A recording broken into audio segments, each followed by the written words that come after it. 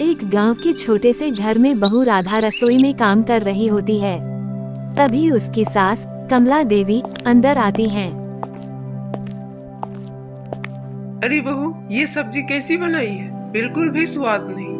माँ जी, मैंने वही मसाले डाले हैं जो आप कहती हैं। कमला देवी नाखुश होती हैं और कटाक्ष भरे शब्दों में बोलती हैं। अरे रहने दे, बहू तो बहू ही रहती है, चाहे जितना भी अच्छा बनने की कोशिश कर ले। राधा चुपचाप सुनती है, लेकिन उसकी आंखों में दुख साफ झलक रहा होता है। सांझ होने पर सास और बहू आंगन में बैठी होती हैं। माँ जी, मैं आपकी बहू से पहले आपकी बेटी भी बनना चाहती हूँ। बेटी? वो कैसे? अगर बेटी खाना खराब बनाए तो माँ प्यार से सिखाती है, लेकिन बहू से ताने दिए जाते हैं। अगर बहू में बेटी देख ले तो घर स्वर्ग बन सकता है। कमला देवी को एहसास होता है कि वह राधा के साथ कठोर रही हैं। उनकी आंखें नम हो जाती हैं। बेटा, मैंने तुझे हमेशा बहू की नजर से ही देखा, पर सच में तू तो मेरी बेटी जैसी है। राधा की आंखों में खुशी के आंसू आ जाते हैं। अगले दिन सुबह राधा पूजा कर रही थी, तभी कमला देवी धीरे धीरे उसके पास आई और प्यार से उसके सिर पर हाथ रखा। राधा, आज से मैं तुझे ताने नहीं बल्कि माँ जैसी सीख दूंगी। राधा मुस्कुराए और सास के पैर छू लिए। माँ जी, मैं भी कोशिश करूँगी कि आपको कभी शिकायत का मौका न मिले। गृहस्थी की गाड़ी अब प्रेम और समझदारी से आगे बढ़ रही थी, लेकिन रिश्तों की परीक्षा अभी बाकी थी। कुछ हफ्तों बाद राधा की मायके से उसकी माँ का पत्र आया। उसमें लिखा था कि उसकी छोटी बहन की शादी तय हो गई है और उसे मायके आना चाहिए। राधा खुश होकर सास के पास गई। माँ जी, छोटी बहन की शादी तय हो गई है। मैं कुछ दिनों के लिए मायके जाना चाहती हूँ। कमला देवी ने सोचा, अगर यह चली गई तो घर का सारा काम मुझे करना पड़ेगा। बेटा, घर में बहुत काम है, मैं अकेले सब कैसे संभालूंगी? राधा को थोड़ा अजीब लगा, लेकिन उसने चुपचाप सिर झुका लिया।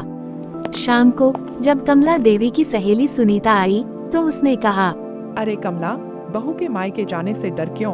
बहू पर प्यार जताना अलग बात है, लेकिन ज्यादा सिर चढ़ा दिया तो फिर अपनी मनमर्जी चलाने लगेगी।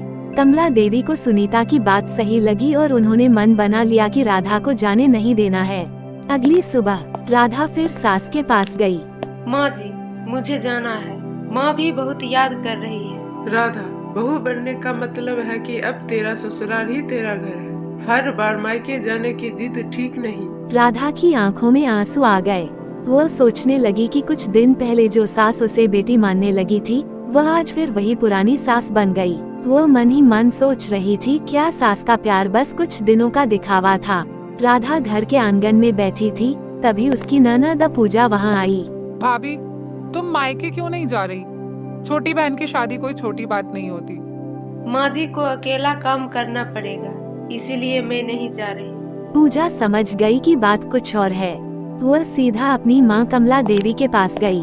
माँ, भाभी को मायके जाने दो। यह तो कुछ दिनों की बात है। क्या आप चाहेंगी कि जब मेरी शादी हो तो मेरी सास भी मुझे न जाने दे? कमला देवी चुप हो गई। पूजा की बात ने उन्हें सोचने पर मजबूर कर दिया। कमला देवी ने राधा को पास बुलाया। बेटा, मुझे माफ कर दे, मैं स्वार्थी बन गई थी। तुझे जाना चाहिए और खुशी खुशी जाना चाहिए। माँ जी, आप मेरी माँ जैसी है। मैं जल्दी लौट आऊंगी। अगले दिन जब राधा जाने लगी तो कमला देवी ने प्यार से उसे गले लगा लिया। पहली बार राधा को लगा कि यह झूठा प्यार नहीं, बल्कि सच्चा माँ बेटी का रिश्ता बन चुका था। रिश्ते विश्वास और समझ से मजबूत होते हैं, न कि स्वार्थ से।